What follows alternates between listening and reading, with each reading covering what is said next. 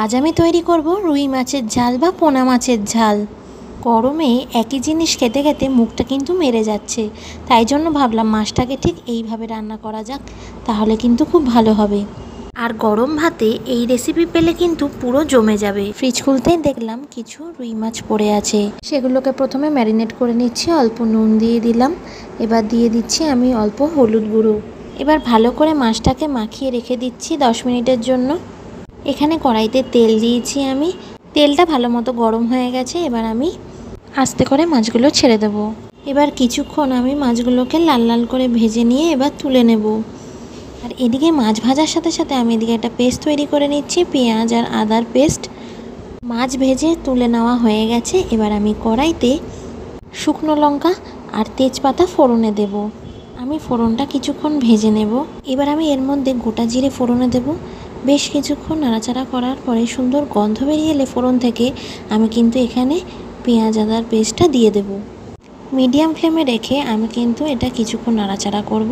দিয়ে দেব রেগুলারের মশলাগুলো, জিরে গুঁড়ো, ধনে গুঁড়ো, হলুদ গুঁড়ো, শুকনো লঙ্কার গুঁড়ো আর একটু মিক্সি দেওয়া জলটাও দিয়ে দেব। এবার আমি এটা বেশ কিছুক্ষণ নাড়াচাড়া করব। 2 থেকে 3 মিনিট আমি এটাকে ভালো করে ফ্রাই করে নেব।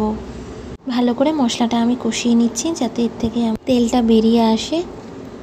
এবার আমি এর মধ্যে কাশ্মীরি লঙ্কাটা দিয়ে দিচ্ছি। কাশ্মীরি লঙ্কাটা বেসিক্যালি কালারের জন্য দিচ্ছি আমি।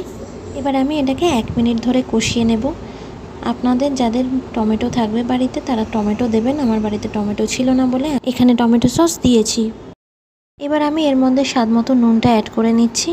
মশলাটাকে আরও 1 মিনিট কষিয়ে নিচ্ছি। কষানো হয়ে গেছে। এবার আমি এর মধ্যে উষ্ণ গরম জল দিয়ে দিচ্ছি। এখনও বলছি, যারা আমার চ্যানেলটাকে সাবস্ক্রাইব করেনি তারা আমার চ্যানেলটাকে সাবস্ক্রাইব করে নিও। আর যারা আমার এই চ্যানেলের পরিবারে আমার পাশে আছেন, যেমন জয়িতা কিচেন, পল্লবী রয় আর কনকন, তাদেরকে অনেক অনেক ধন্যবাদ আমার পাশে থাকার জন্য, এইভাবে আমাকে উৎসাহ করার জন্য। তোমাদের জন্য আরও ভালো ভালো আমি ভিডিও জানবো এবং আরও অন্যান্য সাবস্ক্রাইবার্সদের জন্য ভালো ভালো ভিডিও নিয়ে আসছি। 3 মিনিটের জন্য আমি এটাকে ঢেকে রেখে কুক হতে দিয়েছিলাম। এবার 3 মিনিট হয়ে গেছে। এবার আমি এটাকে হাই ফ্লেমে কিছুক্ষণ এটাকে কুক করে নিয়ে এর উপরে অল্প ধনেপাতা দিয়ে গ্যাসের ফ্লেমটাকে অফ করে দিয়েছি। গরম ভাতে রুই মাছের ঝাল কিন্তু একদম রেডি। আপনারা চাইলে এটা বাড়িতে ট্রাই করবেন, আমাকে জানাবেন কমেন্টসে কেমন লাগলো।